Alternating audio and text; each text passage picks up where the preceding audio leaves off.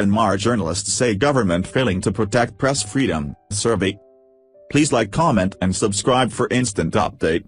Activist group Free Expression Myanmar and its partner organizations interviewed 200 journalists between January and April, finding almost half believed they had less freedom as journalists than a year earlier.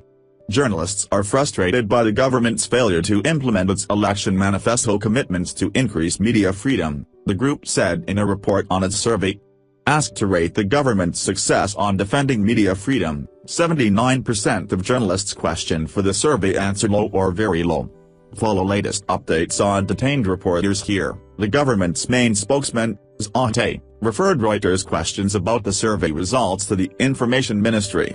Reuters contacted 3 officials at the Ministry of Information, who all declined to comment and referred questions to other officials.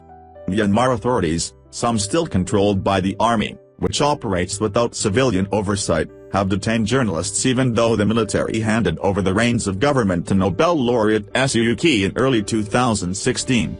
2 Reuters reporters were arrested on December 12 and face up to 14 years in prison under accusations they breached the colonial-era Official Secrets Act. The survey comes after Paris-based Reporters Without Borders last week moved Myanmar down in its annual Press Freedom Index by 6 places to 137th out of 180 nations, citing legal action against journalists and restrictions on access to conflict-affected areas. Journalists increasingly believe that the government, including the military, is the greatest threat to media freedom in Myanmar, both through its continued use of old oppressive laws which it has no real plans to amend and its adoption of new oppressive laws, the group said in its report.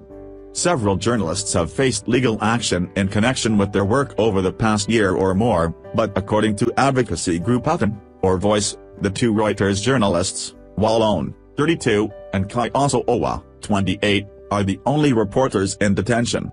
A court is holding hearings to decide whether the 2 will face trial for allegedly handling secret government documents.